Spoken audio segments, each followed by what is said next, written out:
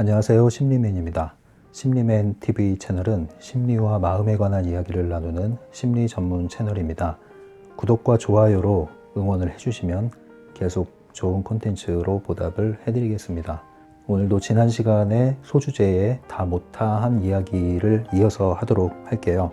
지난 시간에 다뤘던 주제가 자신의 세계 청소하기잖아요. 오늘은 그 두 번째 시간이라고 보시면 되겠네요. 제가 먼저 간단하게 이렇게 기본 개념을 나열하고 시작을 하겠습니다. 자신의 세계를 청소하는 이미지를 이렇게 가지시면 좋을 것 같아요. 각자 자기만의 세계의 층을 가지고 산다. 자기만의 현실을 가지고 산다. 쉽게 얘기하면 우리 그런 얘기 하잖아요. 누군가는 야, 쟤 4차원이야 이런 얘기 하잖아요. 그 자기 세계에 살고 있다는 뜻이거든요. 그 4차원인 사람만 자기 세계에 사는 게 아니라 우리 모두가 물리적인 같은 세계를 공유하고 있지만 실질적으로 우리의 주관적인 세상은 저마다 다 다르다는 거죠.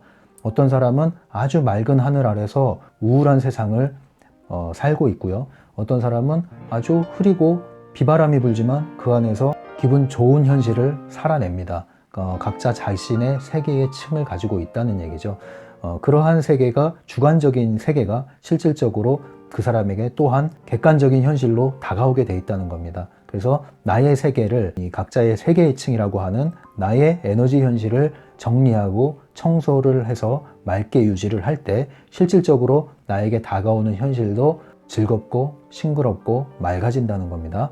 그래서 이렇게 청소를 해야 되는데 뭘 청소하느냐? 쓰레기, 노폐물, 찌꺼기라고 할 수 있는 게 있다고 그랬죠. 그 중에 대표적으로 나열된 게 이 항목을 정리해 보니까 9가지가 소개가 되어 있는데 그 중에 이 죄책감이 왕초 노릇을 한다고 그랬어요. 이것이 상당히 많은 에너지를 갉아먹는다. 그리고 더럽힌다. 이런 얘기를 했습니다.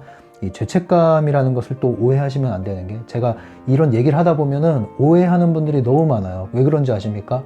전체를 보고 균형 잡지 못하기 때문에 자꾸 치우치는 거예요. 어느 하나만 붙잡기 때문에. 그래서 이런 얘기할 때 제가 자꾸 이렇게 사족을 많이 다는 이유가 또 하나 붙잡고 치우치고 하다 보면은 여러분들이 적용에 실패를 하게 되고 오해를 하게 되고 그럼 나중에 질문하는 분들은 도움을 받는데 질문 안 하시고 자기 생각대로 실수나 실패를 하게 되면은 뭐가 잘못인지 모르기 때문에 오리무중에 빠지게 되거든요. 죄책감도 마찬가지예요. 이것은 우리의 양심 없음을 뜻하는 게 아닙니다. 무법자가 되라는 뜻이 아닙니다. 여기서의 죄책감은 불필요한 쓸데없는 죄책감이라는 게 있어요. 자기 자신을 처벌하기 위해서 만들어내는 거거든요. 이게 다분히 펜듈럼으로부터 온 건데 그것을 자신이 계속 키워나가게 됩니다. 자책에서부터 시작이 되는 거죠. 그래서 이런 죄책감에 대해서는 지난번에 또 충분히 다루긴 해가지고 더 이상 얘기는 안 해도 될 것 같은데 왕초 노릇을 한다는 거, 이 죄책감이라는 부분을 책에서 계속 이어서 다루도록 하겠습니다. 219페이지에 보시면 마지막 단락에 나오는데 이 모든 쓰레기 중에서도 가장 파괴적인 것은 죄책감인데 그것은 의식적인 것이든 무의식적인 것이든 똑같다. 세상이 당신을 벌주고 모욕하고 조롱하고 정복하려고 하는 것처럼 보인다면 이 질병의 증상이 있는 것이다. 이 더러운 것을 발로 차 쫓아내버리라. 우리는 그런 사상을 가지고 있습니다. 권선징악. 착한 거는 권하고 징악, 악은 징벌하는 거죠. 이게 모든 종교의 또 근원적인 사상이기도 하죠. 그래서 대다수의 종교들은 사실은 착한 사람 되자라는 취지로 이해하셔도 크게 다르지 않을 정도로 이 권선징악의 사상이 우리 의식에, 무의식에 많이 뿌리내려 있는 게 사실입니다. 그런데 이 사상이 지나칠 때 이러한 죄책감이라는 펜듈럼에 빠지게 되고 그럼으로써 우리는 우리의 에너지 현실을 갉아먹기 시작하고 이것이 훼손되기 시작한다는 것이죠. 그래서 우리가 착한 사람이 되지 말자는 얘기는 아닌데요. 이렇게 보셔야 돼요. 선과 악이 동전의 한 면입니다. 이쪽에 보니까 선 이렇게 써 있고요. 저쪽에서 보니까 악 이렇게 써 있어요. 이게 실상이라는 거죠. 그 진정한 선이 뭐냐 이거예요, 여러분. 한번 생각을 해보셔야 돼요. 이거는 진정한 선이 뭐냐. 제가 선과 악이 하나라고 얘기하는 이유는 뭐 예를 들어서 뭐 자원봉사를 하는 사람들이 살인자하고 똑같다는 얘기냐, 그렇게 일방적이고 표면적으로 연결시켜서 이해하자는 뜻이 아니고요. 우리 마음에 관한 얘기입니다. 선을 행하지만 우리 마음 안에 얼마나 이율배반적이고 모순적인 것들이 가득합니까? 이 두 양면이 있는데 이 선의 모습은 보이는 모습이라면 보이지 않는 모습은 이게 있다는 거죠. 근데 보이는 모습이 무성할수록 나무가 커다랗게 이렇게 자라 있으면 빛이 비추면 어때요? 그림자가 이만큼 드리워 있는 거예요. 내 안에 선이라는 것만 크게 부각될수록 내 이면에는 악이라는 것이 강하게 느껴지는 거예요. 본인이 알고 있습니다. 그래서 그 차이만큼이나 괴로워하게 되는 거죠. 그래서 적당히 까칠하고 적당히 화도 내고 이런 사람들은 그게 다예요. 그런데 항상 착하고 항상 옳고 항상 바르고 이런 사람은 둘 중에 하나죠. 정말 그렇게 고매한 인품을 가진 사람이든가 아니면 여기에 해당하는 사람입니다. 선으로 포장을 해서 악을 가리고 있는 거예요. 누르고 있는 거예요. 그러면 어떤 일이 벌어질까요? 이거는요, 꿈틀꿈틀 되게 돼 있거든요. 꿈틀꿈틀 되는데 막으면 어떻게 터지죠? 그거는 여러분들 이제 이 고무 풍선을 생각하시면 됩니다.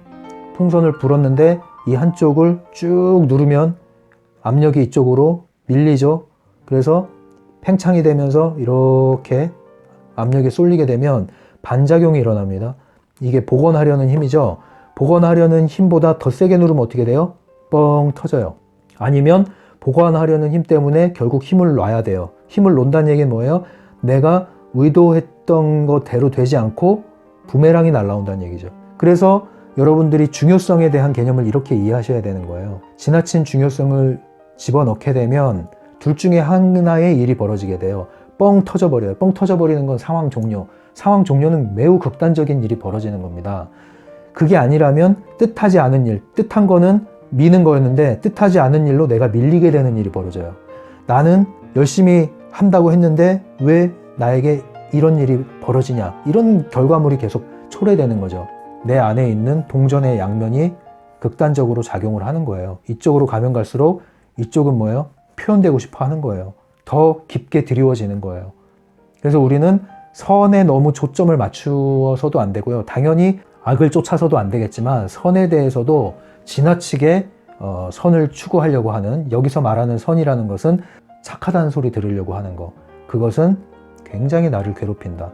밖에서 칭찬을 받을지언정. 그러니까 바깥에 나가면은 아주 훌륭한 사람이 집에 들어와서 지킬 박사와 하이드처럼 돌변하는 거 아닙니까? 밖에서 그런 얘기를 하면은 아무도 안 믿죠. 그 사람은 밖에서 완전히 선한 사람이고 명망가고 인정받는 사람이거든요. 훌륭한 사람이거든요. 근데 집에 돌아가면 돌변하죠. 스트레스를 풀어야 되니까 가장 만만한 사람한테 푸는 거예요, 집에서. 그래서 그 가정폭력이라는 게 일어나는 거죠. 그런 사람들이. 그 양면적인 사람 있죠? 네, 여러분들 그 주변에서 본 경우도 있을 거예요. 이런 경우가 있습니다. 자녀를 키울 때도 착하다 너무 할 필요 없어요. 그 행동이 착한 행동일 수는 있죠. 근데 너는 정말 착하다 자꾸 그 존재를 착한 사람으로 만들려고 하지 마세요. 그러면 이러한 죄책감을 어떻게 청소해낼 수 있을까요? 여기에 그 방법이 나옵니다. 죄책감을 벗어나는 방법, 맨 마지막 단락에 나와 있어요. 변명하기를 그만두어야 된다. 그리고 자신의 행동에 대해 꼭 필요한 경우가 아니면 변명하지 말아라. 이 얘기가 나와요. 그리고 나서 죄책감을 안에다 그대로 가만히 놓아두면 되는 것이다. 단 그것을 외면적으로 드러내 보여주지 말아야 한다. 사기꾼들은 당신이 반응하지 않는 것을 보고 점차 당신 곁을 떠날 것이다. 여기서 말하는 사기꾼이라는 것은 이제 이 차를 강탈하려고 하는 사람을 말하는 거죠. 여러분들이 밝고 행복한 길로 가려고 하는데 여기에 이제 막 들이 닥쳐가지고 안에 차를 타고 방향을 틀려고 하는 그런 사람들을 여기서 사기꾼이라고 표현한 거고요. 그 사기꾼들이 미끼로 쓰는 게 죄책감이라는 거죠. 야, 너 그래도 돼? 이제 여기에 흔들려 버리는 거죠. 너 어떻게 그럴 수가 있어? 네가 그게 사람이야? 이제 이 말에 탁 흔들려 버리는 거죠. 그러지 말라는 거예요. 그렇게 하지 않으려면은 반응을 하면 할수록 죄책감에 빠져드는 거예요. 늪과 같은 거죠. 사실은 말이지, 아니 그게 아니고 이렇게 하면 할수록 여러분들은 죄책감의 마수에 걸려드는 겁니다. 여기에 걸려드는 거예요. 그래서 변명하기를 그만둬라. 이것이 죄책감에서 자유로워지는 치료제다. 예, 그래서 이걸 좀 더 쉽게 얘기하면은 약간은 좀 뻔뻔하게 사셔도 돼요.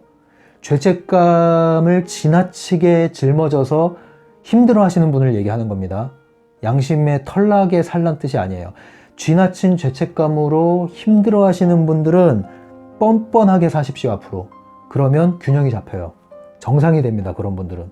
이렇게 악행을 하는데 죄책감을 갖지 말아라 그런 뜻이 아닙니다. 그런 분들은 뭐 이 유튜브를 보지도 않겠지만 죄책감 때문에 허덕이시는 분들은 뻔뻔하게 사는 것을 올해의 목표로 한번 삼아서 연습 삼아 그렇게 재밌게 한번 지내보세요. 뻔뻔하게 정말로 이기적으로 그렇게 한번 살아보세요. 그러면 균형이 잡혀요. 그리고 자유로워져요. 그리고 나서 느끼는 죄책감이 진짜 죄책감이지 나머진 거품이었다는 거죠. 여러분들을 벌 주기 위한 펜듈럼의 갈고리였다는 걸 알게 됩니다. 그래서 우리가 죄를 지었으면 책임을 지면 되는 거예요. 근데 죄책감이라는 것은 그런 게 아니에요. 끊임없이 나를 벌 주는 거예요. 그리고 초긴장 상태를 만드는 거예요. 이것을 멈추라. 더 이상 변명하지 말아라. 스스로를 설득하려고 하지도 말아라. 지나친 한숨을 쉬지 말아라. 지나친 자책을 하지 말아라. 에이, 또 그랬네 뭐. 끝! 네, 거기서 끝. 그리고 가려던 길을 그냥 가라. 그럼 되는 거예요. 아이고 내가 또 이랬네 어쨌네. 그러니까 자꾸 빠져드는 거예요. 그러니까 죄책감은 늪이다 생각하면 돼요. 발버둥 치면 계속 빠진다. 이제 두 번째 쓰레기입니다. 두 번째 쓰레기는 열등감. 열등감도 지난번에 다 다뤘던 내용이에요. 그래서 책에 있는 내용만 언급하고 넘어갈게요. 221페이지에 보시면 중요성을 강조할수록 실질적인 중요성이 점점 더 떨어지는 것이다. 그리고 그 반대로 자신의 중요성에 관심을 두지 않는 사람은 실제로 중요한 사람이 된다. 이게 뭘 뜻하냐면 열등감이 왜 생기냐면요. 지나치게 자신을 관심하기 때문에 열등감이 생기는데 그 지나치게 자신을 관심하는 게 자신에 대한 중요성이거든요. 내적 중요성. 그 내적 중요성이 들어감으로 인해서 오히려 반작용이 일어나는 거죠. 반작용이. 그래서 열등감만 더 커지는 거예요. 열등감이 커지면 커질수록 열등감이 생길 일만 생기지 자존감이 커지질 않아요. 근원 치료가 뭐예요? 그래서 중요성을 내려놔라. 자기 자신에 대한 중요성을 내려놔라. 그러니까 너무 잘 보이려고 할 필요도 없고 내가 뭐 손상된다고 생각하지도 마시고 지키려고 하는 게 있으니까 손상이 되는 거죠. 근데 뭐 이게 난데 뭐 어쩌라고 이래버리면은 손상될 게 없다는 거예요. 그러니까 나는 그냥 나야. 이 태도가 제일 좋은 거죠. 그리고 그러니까 뭐 자신을 비하하란 뜻도 아니에요. 비하할 게 뭐가 있어요. 그냥 나는 난데. 근데 우리가 뭔가 어떤 기준에 자신을 집어넣어서 이렇게 안 되면 안 될 것 같은 그러한 허상을 딱 품고 있으니까 거기에 미달된 나를 열등감으로 가져오는 거거든요. 그리고 그렇게 노력해도 안 되면 또 열등감으로 가져오는 거거든요. 그래서 그 열등감만큼 자신을 또 낮추는 거거든요. 그래서 계속 자신을 낮춰요. 나는 그냥 난데 밑바닥으로 밟아버리는 거예요. 계속 밟아. 한없이 밟아. 에너지 소진되는 거죠. 내 자신에 대한 중요성이 있어서 그래요. 나는 이러이러해야 돼. 이러지 않으면 나는 이러이러한 사람이 되고 말 거야. 그러면 나는 이렇게 될 거야. 나는 끝이야. 나는 너무 괴로울 거야. 이 기준을 맞추지 못하면. 이 열등감인 거예요. 열등감. 그게 다 어디서 왔냐?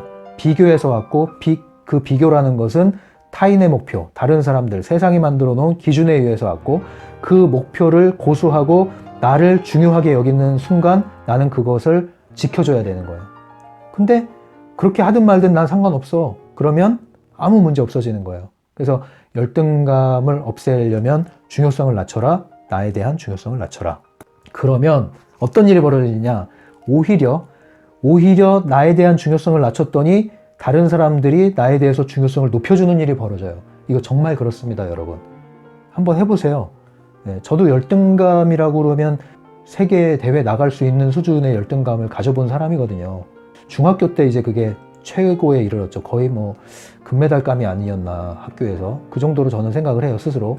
그런데 그 열등감을 어떻게 극복하게 됐느냐? 나중에 알고 나니까 정확히 이 원리더라고요. 다 쓸데없는 비교, 외부에서 온 비교 이런 건데 그냥 나를 툭 놔버리고 그런 비교를 없애버리고 그냥 나를 나로 인정하기 시작하면 아무 문제 없어져요. 그리고 내 꼴대로 사는 거죠. 내 잘난 맛에 사는 거죠. 내 잘난 맛이 왜 없냐면 남들하고 끊임없는 비교를 하게 되면 이 세상에는요 나보다 잘난 사람이 항상 있거든요. 그리고 내가 잘하는 것도 이 세계에 펼쳐놓고 보면은 나보다 잘하는 사람이 항상 있거든요. 이 세상은 끊임없이 최고가 되라고 그러고 1등이 되라고 그러니까 이제 거기를 생각해 보면은 나는 너무 멀거든 그게. 그러면 거기에 미치지 못하면 다 쓰레기 취급을 받는데 그게 아니라는 거죠. 그 생각을 하기 때문에 쓰레기가 돼버리는 거예요. 그런데 너희들은 그렇게 해. 너희들은 그렇게 해. 나 그렇게 하기 싫어. 난 나대로 살 거야. 이런 사람들은 자신의 빛깔을 만들어내고 그럼으로써 오히려 다른 사람들이 이 사람을 중요하게 여겨요. 그래서 중요성이 높아져요. 그래서 자존감이 생기게 되는 거예요. 좋은 피드백을 받기 시작하면서. 이 원리를 터득을 하셔야 되는 겁니다. 그래야 일희 일비 안 하고 휘청거리지 않아요. 남들이 뭐라고 하든 간에. 우왕좌왕하지 않고. 청소년을 거치면서 이것이 완성이 돼야 되는데 오히려 우리는 이걸 키워져 버리잖아요. 청소년들을 아주 쉽게 키우는 방법이 하나가 뭔지 아십니까? 특히 남학생들, 자기 잘난 맛에 살게 하면 되는 거예요. 자기 잘난 맛에. 청소년들은 다 자기 잘난 맛에 살려고 하는 게 있거든요. 그런데 그거를 탁 건드려서 그걸 딱 키워주면 되는 거거든요. 많은 말이 필요 없어요. 야, 멋있네. 이 한마디에 우쭐하는 거거든요. 근데 그것을 우리는 이제 죽이기 시작하는 거죠. 한 가지 기준으로, 한 가지 잣대로, 그것도 아주 엄격한 잣대로 죽어나는 거예요, 애들은. 그래서 이제 열등감을 키우고 그걸 들고 사회에 나가고, 그러니까 직장 가서도 또 이것 때문에 힘들고, 성과를 내야 되는데 성과를 냈더니 다른 사람들은 나보다 더 잘하고, 끊임없는 욕망이 또 세상에서 너는 이렇게 돼야 돼, 0.01%의 부자가 돼야지, 그냥 그러다 죽는 거예요. 그거 쫓다가. 그러니까 잘 생각해 보세요. 평생을 열등감을 안고 살다가 열등감에 죽는다고 생각해 보세요. 얼마나, 이건 이제 코미디가 되는 거예요. 나중에 코미디가. 그 생각하면은 이걸 이제 증오하셔야 돼요. 열등감을. 근데 이걸 떼는 방법이 뭐냐? 중요성에 있다, 이것도. 근데 이 중요성을 내려놓는 비결은 뭐냐? 내려놓으면 내가 뜬다, 이 생각을 해보십시오. 실제로 그래요. 내가 내 자신을 내려놓으면 나는 뜨게 돼 있어. 네. 다 내려놓을 수는 없습니다. 이거 한 번에 다 내려놓는 건 유연 부담이 크기 때문에 조금씩 하라는 거예요. 만약에 이걸 다 내려놓잖아요. 그럼 여러분들은 영웅이 됩니다. 영웅이. 왜냐하면 가장 솔직한 사람이 가장 용기 있는 사람이고, 그 사람은 영웅이 될 수 있어요. 그런데 그게 쉽진 않아요. 네, 저도 그게 쉽지 않아요. 쉽지 않은 걸 인정하면서 할 수 있는 만큼 하시라는 거죠. 왜? 이걸 내려놓음으로써 오히려 그것이 유용하다는 걸 알거든요. 내려놓으시라는 거죠, 중요성을. 그 다음이 이제 222페이지의 의심입니다. 의심, 걱정, 두려움, 이거 이제 하나로 쭉쭉 나갑니다. 의심, 걱정, 두려움. 이거 다 지난 시간에 다뤘던 거예요. 그래서 그냥 통과할게요. 여기서 하나 짚고 넘어갈 것은 이 내적 중요성을 어떻게 처리할 수 있겠느냐. 내적 중요성을 습관적으로, 여기서는 이제 병적으로 중요성을 부여한다고 얘기하는데 습관적으로 하는 사람들이 있어요. 그런 분들은 어떻게 하면 그걸 제거할 수 있을까 하는 얘기가 여기 나와요. 그 해법이 뭡니까? 여기 나온 게 재밌죠? 좌절과 절망에 의해 제거될 수 있다. 좌절과 절망. 한마디로 바닥을 치면은 몸소 깨닫게 된다는 원리예요. 적당히 벗어나면은 이도저도 아닌데 습관적인 것을 깨트리려면 완전히 부서져야 된다는 거죠. 그러려면 바닥을 쳐야 된다. 그것을 여기선 좌절과 절망이라고 얘기하는 거예요. 근데 어떤 사람은 좌절과 절망과 실패를 했을 때 더 독해지는 사람이 있잖아요. 더 움츠려들고. 그래서 그런 분들을 위해서 예방주사로 지금 얘기하는 겁니다. 좌절과 절망까지 갔을 때가 여러분들이 이런 것에서 자유로워질 수 있는 절호의 찬스다. 그거를 지금 예방주사로 여러분들 입력하고 계세요. 그럼 누가 좌절과 절망까지 가게 되느냐? 이러한 자신에 대한 중요성을 인식하고 내려놓지 못하는 사람들, 습관적으로, 여기에 표현에 따르면 병적으로 그것을 하고 있는 사람들은 어디까지 가게 되냐? 좌절과 절망까지 가게 돼 있다. 왜요? 이 세상의 모든 환경은 여러분들을 성장시키기 위해서 주어지는 거거든요. 그래서 고난은 은혜의 성육신이란 말이 있잖아요. 여러분들을 성장시키려고 계속 신호를 보내는 거거든요. 깨트려, 그거 버려, 그 포장지 뜯어봐. 그런데 우리가 안 뜯잖아요. 계속 지키고 있잖아요. 그래서 더 강한 자극이 오고, 그때 바닥을 치게 되면 좌절과 절망이라는 게 오는데, 그게 사실은 절호의 찬스라는 거죠. 포장지가 반쯤 풀린 거예요. 이제 열어보면 돼. 요만큼 이제 고개를 내밀었어요. 조금만 열어보면 돼. 그런데 우리는 그걸 등을 지고 막 땅을 치고 울잖아요. 막 원망하고 분노하고. 그게 아니라니까요. 절호의 찬스예요. 절호의 찬스. 여러분들이 인생이 도약하고 반전할 수 있는 절호의 찬스예요. 좌절과 절망의 상태가. 그렇다고 해서 이거를 기다리진 마세요. 그 전에 깨어날 수 있으니까. 그런데 그걸 깨어나지 못하는 분들은 이것이 다가올 때 등 돌리지 마십시오. 이 내적 중요성을 깨트리고 나올 수 있는 절호의 찬스입니다. 미리 예방주사로 놔드리는 거예요. 그 다음에 223페이지 후반부에 이 내용이 나오죠. 의심과 두려움을 벗어나기 위한 가장 효과적인 방법. 의심과 두려움을 벗어날 수 있는, 이걸 청소할 수 있는 것. 청소제가 뭐냐? 거울의 법칙을 실천하는 것이다. 거울의 법칙을 실천하는 것이다. 이 얘기는 뭐냐면 두려움과 의심 때문에 사실은 거울에 반영이 잘 안 되는 거거든요. 이 거울의 법칙도 그림을 그려야죠. 자, 여기가 나의 현실, 여기가 에너지 현실, 이쪽과 저쪽이 있고 이것이 이중거울, 거울에 반영이 있다고 그랬죠. 네, 의심과 두려움은 에너지가 약하기 때문에 이 거울에 반영을 하려고 하다가 되돌아가요. 에너지가 숨어버려요. 그래서 이것을 어떻게 벗어나느냐 하는 얘기가 여기 나오는데, 여기서 첫 번째 나오는 것은 패배를 받아들여라. 이건 뭐냐면은 여러분들이 학창시절에 음악 시간에 발표를 하는데, 가창시험을 보는데 두 가지 시나리오가 있습니다. 내가 이것을 잘해야지 라고 생각을 하면 할수록 두려움이 앞서요. 왜냐면 나 잘 못하거든요. 자신이 없거든요. 자신이 없으니까 연습을 해도 잘 안 돼요. 잘 안 되니까 더 자신이 없어요. 더 자신이 없는데 잘해야 돼요. 망치면 창피해. 그러니까 더 두려워. 그러니까 더 안 돼. 계속 심장은 더 뛰어. 이제 음악 시간이 가까울수록 심장이 두근거리고 내 순서가 가까울수록 심장이 터질 것 같아요. 그 상태로 앞에 나가서 노래 부르면 10중 8구 말아먹죠. 그러면 그 다음은 뭐예요? 자책하죠. 그래서 이걸 더 키우죠. 그 악순환의 패턴이에요. 근데 이걸 벗어나는 길은 뭘까요? 이게 아주 효과가 좋아요. 망치면 어때? 에이, 그냥 망쳐버리자. 그 에라 모르겠다가 오히려 균형을 잡아줘요. 그래서 이런 마음 가지고 했을 때보다 훨씬 좋은 결과가 나옵니다. 그럼 그때 알게 되죠.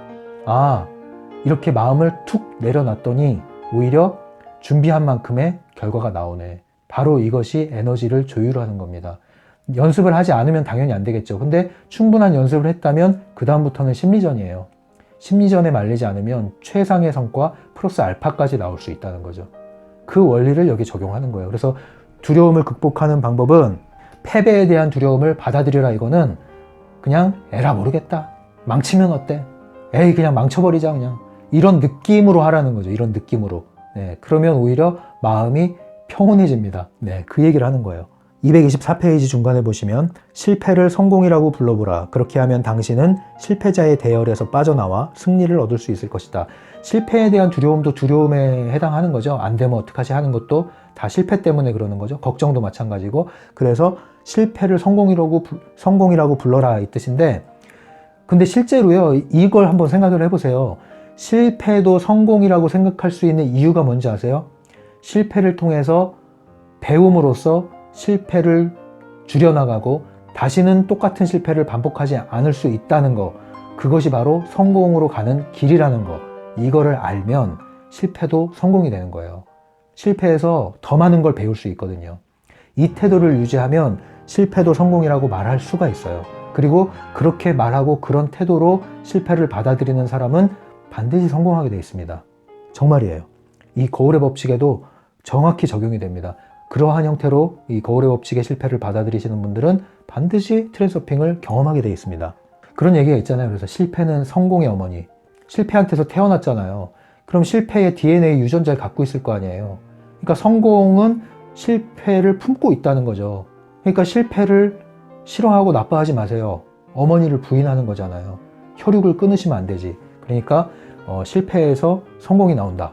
네, 이런 마음가짐으로 여러분들 성공 안에 실패가 있다. 그것을 받아들이시라는 거죠. 그 다음에 224페이지 마지막 단락에 보시면 비판, 불만, 거부 읽어볼게요. 당신의 세계층에서 버려야 할 남은 쓰레기는 비판, 불만, 거부, 그리고 불길한 예감이다. 비판에 관련해서 여러분들이 알아야 할 것은 아무리 정당한 것이라 하더라도 비판은 언제나 무익하게 짝이 없다는 사실이다. 비판에 대해서 제가 좀 얘기를 하면요. 비난과 비판은 달라요. 그러니까 여기서 약간 비난의 느낌으로 여러분들이 받아들이시는 게 더 좋고요. 아니면 비판에 대해서 올바로 이해하시는 게 좋은데요. 비판이라는 거는요. 가이드라인이 있거든요. 그게 뭐냐면 긍정적인 선택이라는 가이드라인을 통해서 비판을 하는 겁니다. 비판을 왜 하느냐? 비판의 목적은요. 긍정적인 것을 선택하기 위해서 하는 게 비판이에요. 그런데 우리는 비판이란 이름을 가지고 사실상 비난을 하죠. 비난은 뭔지 아세요? 그냥 깎아내리는 거예요. 비판을 위한 비판. 그냥 싫으니까, 마음에 안 드니까, 내 뜻과 다르니까 깎아내리는 거, 밟아버리는 거. 이게 비난이에요. 아주 안 좋은 에너지입니다. 여러분들 유튜브 돌아다니시다가 정치와 관련돼 있다? 댓글 한번 보십시오. 뭐 좌파든 우파든 정치와 관련된 유튜브 아니면 기사, 댓글을 가서 열심히 읽어보십시오.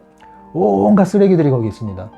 한번 여러분들이 그걸 접하고 여러분들의 에너지가 고양되는지 죽어가는지 한번 보십시오. 그래서 여기서 말하는 비판은 비난에 가까운 것으로 받아들이시면 되고, 오히려 비판이라는 것은 이렇게 올바른 개념으로 여러분들이 가져갈 필요가 있다고 짚어주고 싶습니다.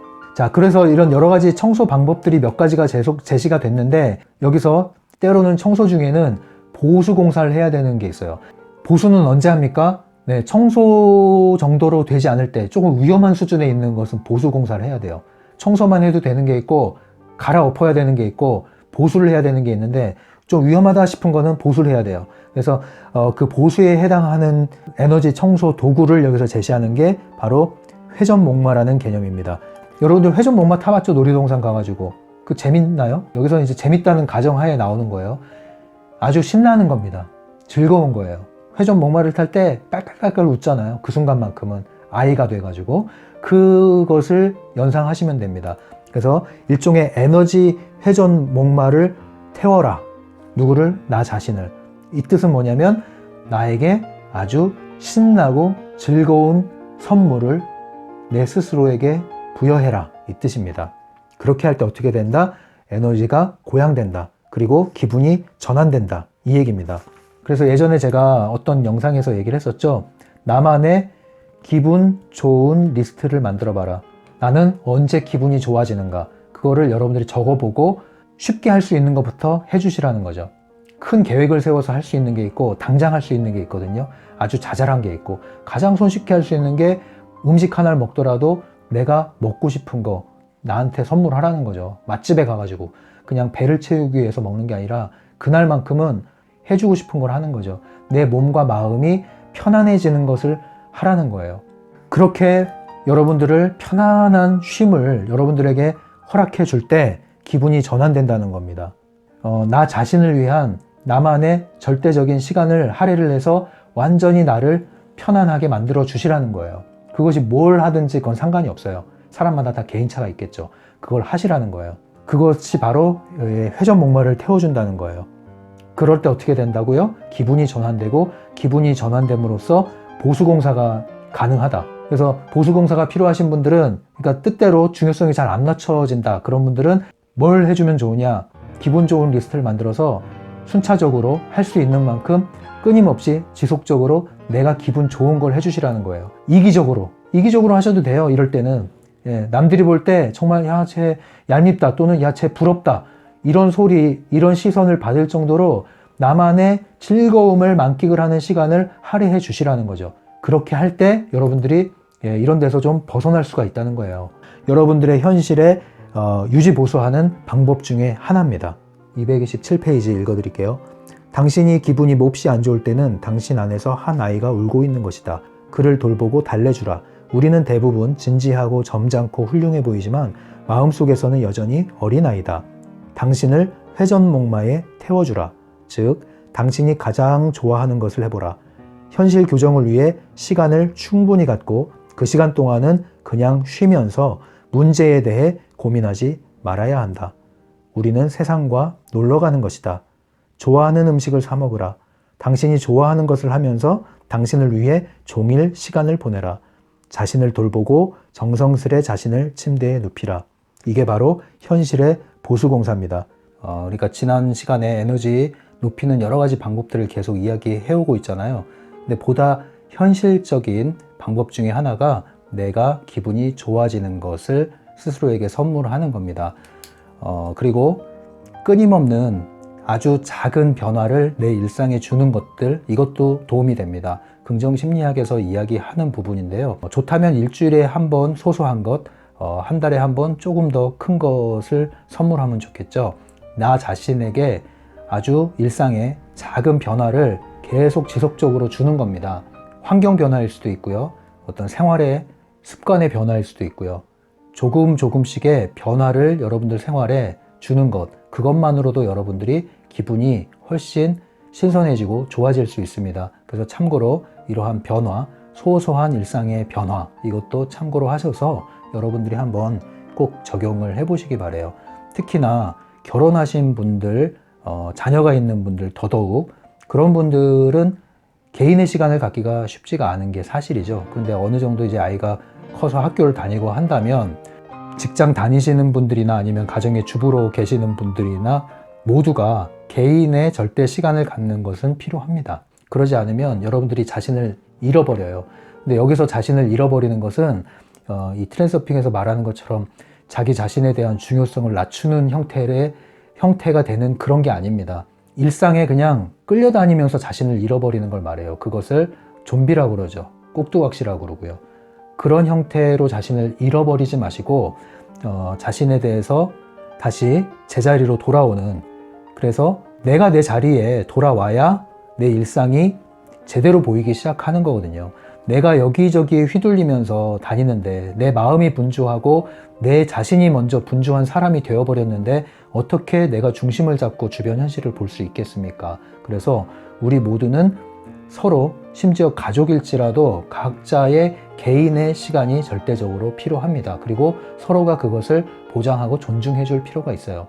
그러니까 뭐 자녀들, 청소년들은 방에 문 닫고 걸어 잠그잖아요. 나 혼자 내버려 두라고, 여기 들어오지 말라고. 그런데 자기는 그러면서 이제 부모님들은 그렇게 못하게 하는 경우가 있는데, 그러면 안 됩니다. 청소년들은 자신이 보장받고 싶으면 다른 사람들도 존중을 해줘야 돼요.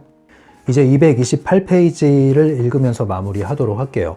기억해보라. 청소년 시절에는 어땠는지.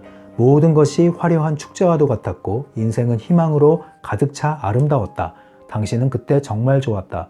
당신의 층이 당신의 몸과 같이 신선하고 깨끗했기 때문에 좋았던 것이다. 글쎄요, 다 그런 건 아니겠죠. 특정한 시기가 있을 겁니다. 저 같은 경우는 뭐 청소년 시절이 이렇게 희망으로 가득 찬 시절은 아니었죠. 오히려 저에게 있어서는 대학 시기가 황금기라고 느껴지고요. 청소년 시절은 암울했습니다. 아무튼 그런 시절이 한 조각이라도 여러분들 안에 다 있습니다. 다른 게 뒤덮여 있을지언정. 아주 어린 시절일 수도 있고요. 아무튼 그러한 시절로 돌아갈 수 있다. 만일 지금 현실이 이렇게 불투명하고 암울하게 느껴진다면 얼마든지 돌아갈 수 있다. 그것은 청소를 통해서 가능하다. 그래서 마지막에 또 읽어볼까요? 시간은 쏜살같이 지나가 버린다. 모든 것이 엊그제 있었던 일만 같은데 사실은 이미 오래전에 지나가 버린 과거다. 세월은 고집스럽게 자기의 목적을 달성하고야 만다. 희망은 시들고 세상은 뻔하고 권태롭다. 파티는 정말 끝난 것일까? 아니다. 지금도 모든 것을 고스란히 되돌려 놓을 수 있다. 세계의 층이 예전의 신선함을 되찾을 것이다. 세대차를 회복하는 데 성공한다면 당신은 현실 조종이라는 것이 과연 무엇인지를 실감하게 될 것이다. 네, 세대차 얘기가 나오는데 이러한 신선함을 갖고 있는 사람들은요, 나이가 들어도요, 나이 든 느낌이 안 들어요. 근데 이러한 신선감이 떨어지는 사람들, 이러한 에너지의 노폐물을 많이 갖고 있는, 그러니까 낡은 사람들, 그런 사람들은 젊어도요, 나이가 젊어도요, 에너지가 무겁고 신선함이 없어요. 그래서 이건 나이의 문제가 아니라는 겁니다. 노년의 나이가 되더라도 이러한 신선한 에너지를 가지고 있으면요, 나이 차이가 안 느껴집니다. 그런 분들과 대화를 나누게 되면. 그래서 우리는 외부 현실에 끌려다니면서 외부의 기준에 휘둘리면서 아이고 끝났네, 나는 틀렸네, 이번 생은 망했네, 나는 늙었네, 이런 생각, 이런 얘기를 하지 마시고요. 이러한 내 마음의 에너지, 태도의 에너지, 이러한 것을 잘 여러분들이 보수공사하시고 청소하시고 관리하시고 잘 지켜나가심으로써 여러분들이 물리적인 나이와 상관없이 여러분들의 의식과 정신이 훨씬 더 명료해지고 깊어지고 선명해질 수 있다는 것. 그만큼 여러분들은 세상을 더 훨씬 선명하고 맑고 투명하게 바라볼 수 있고 그 길을 찾아나갈 수 있다는 것을 말씀드리고 싶습니다.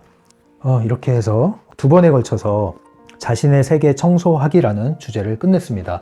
이 주제가 끝났으니까 여러분들이 이제 해야 될 몫이 있죠? 여러분들은 집안을 청소하시고 몸을 청소하시고 그리고 여러분들의 마음을 청소하는 대청소와 보수 작업을 시작을 하십시오. 또 한국은 이제 봄 아닙니까? 봄 대청소하기 좋은 날이잖아요. 연휴도 많이 있는 날, 이제 시기가 계속 이어지고요. 그러니까 여러분들이 기회를 붙잡으셔서 청소를 하면서 마음 청소, 몸 청소, 에너지 청소, 그래서 여러분들이 훨씬 더 신선함을 유지하심으로써 즐겁게 또 이 심리맨 채널을 가벼운 마음으로 여러분들이 대할 수 있었으면 좋겠습니다. 이 영상이 도움이 되셨다고 느끼시면 좋아요를 눌러주시고요. 이 채널이 도움이 되신다고 느끼시면 구독을 누르시면 잊어버리지 않고 받아보실 수 있습니다. 지금까지 심리맨이었어요.